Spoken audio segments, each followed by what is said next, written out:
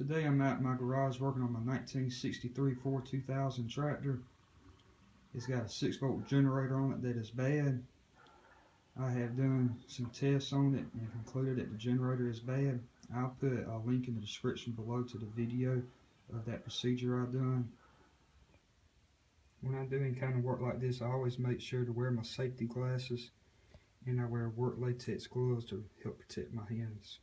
I'm going to be using basic hand wrenches, standard size ranging from 3/8 inch to 5/8 inch. Sizes may vary from tractor to tractor, especially depending on if it's ever been changed and someone used aftermarket bolts and nuts. I also, since the generator is bolted onto the engine and it receives a lot of heat, I use anti-seize on all my bolts, and on my electrical connections I always use dielectric grease. That'll keep your terminals and connections from corroding. The anti-seize I use is made by Permatex. I purchased it at my local Napa Auto Parts store. This is the kind I prefer to use. It's a graphite based anti-seize. And the dielectric grease is made by AGS. I also picked this up at my local Napa Auto Parts store. This is the remanufactured generator I bought at my local equipment parts store. If you can see that right there, next to this terminal has ground stamped into the casing. This terminal has field stamped into it. And then the terminal on the back of the generator is the armature terminal. That's the terminal that puts out the power to charge the battery. Before I remove any wires off the old generator, I'm going to take some masking tape and label each wire so I know where they go correctly. Before you take any wires loose on the generator, make sure you got your battery disconnected. One thing I have noticed while working on this tractor is the battery cables are in pretty bad condition, and I'm going to replace them. Now I can go in here and take my connections off my terminals.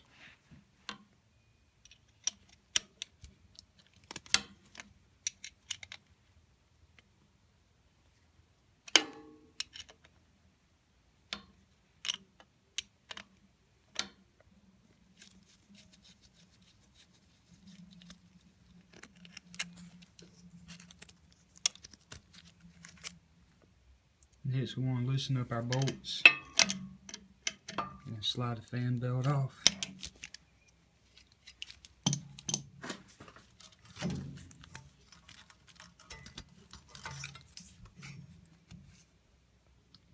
With the top bolt out, I'm going to lay it down like here.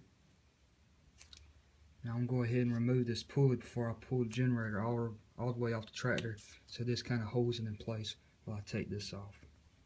Sometimes taking pulleys off like this can be kind of hard. One way you can do it is get you one of them strap wrenches. You can buy them at places like Harbor Freight really cheap. Put it around the pulley while you take a 1/2 inch drive socket and a long ratchet and break this loose. Or you can use a impact wrench too. I have an air impact wrench I use quite often.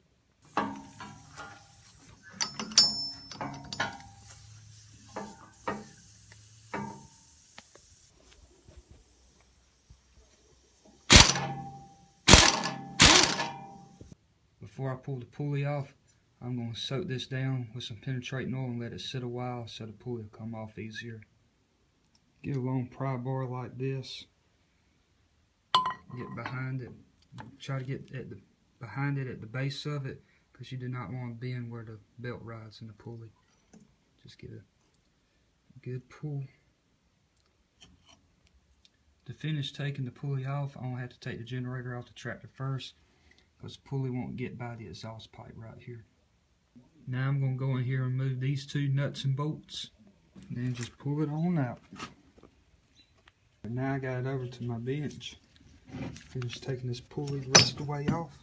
Before I go any further, I'm going to compare the old one with the new one. You always want to make sure you have the right part before you go through the trouble of trying to install it. Got my two terminals, field and ground. terminals filled and ground. And the armature studs on the back's the same. So this looks like it is the correct one. Both of them's got the little cotter key in the shaft. And we put this new pulley on.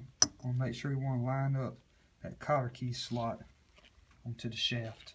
Before I put the new pulley on, I'm just going to put just a little anti-seize right here on the shaft, that cotter key, and on the threads. Just kind of smear it around just a little bit.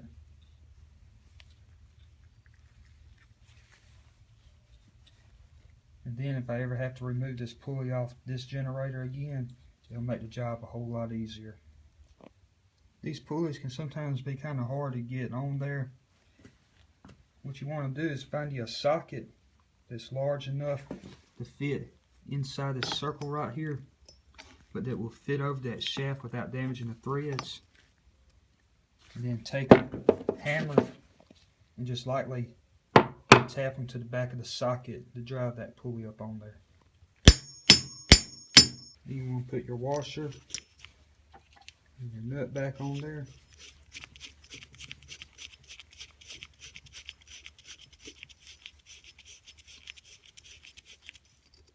And then if you want to, you can take a torque wrench and torque it down to the specified torque in the shop manual.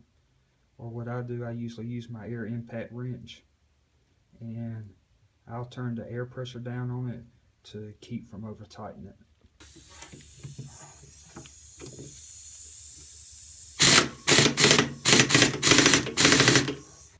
Before I put the generator back on the tractor, I'm going to go ahead and put a little anti-seize on all my bolts so that's ready. Just takes just a little bit on them first few threads. Then when you put the nut on there, it'll work into the rest of the threads. Also, before I put the generator on the tractor, I'm going to go ahead and remove all the terminal nuts. That'll just be one less thing I have to do once I get the generator mounted. Now I can put my lower bolts and nuts back on.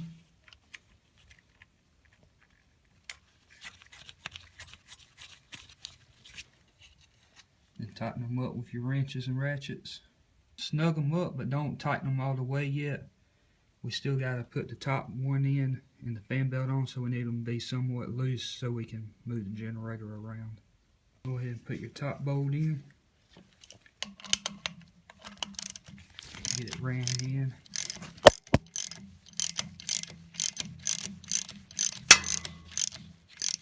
Slide your fan belt on. And tighten the pulley up. And then tighten up this bolt.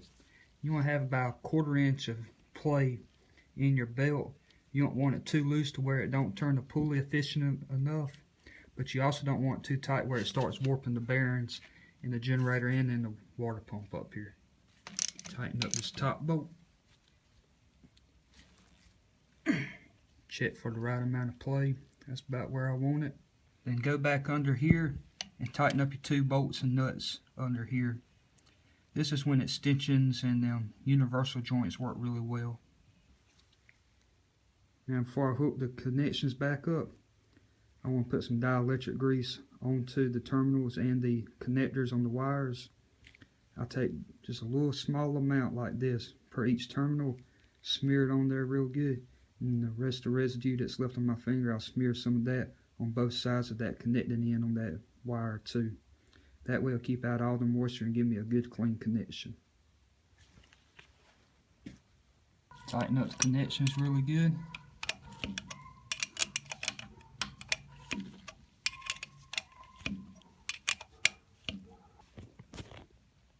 After you got your connections tightened up, just go over everything, double check, make sure you got all of the wires correct, make sure you got the generator good and tight, double check slack in your belt. Only thing left to do is connect the battery back up, and then you're good. You want to make sure after doing this that you test out, make sure that this generator is working. I have a test I done in my previous video of using a multimeter to test the voltage on the battery before starting the engine. Then start the engine and check the voltage. If the generator is charging, you should see an increase in voltage. If it is not charging, then you will see a decrease. I've still got to replace my battery cables first. Once I do that, I'll test it out and see if it worked. Thank you for watching this video. If you liked it, please give it a thumbs up, and if you haven't already done so, please subscribe to my channel.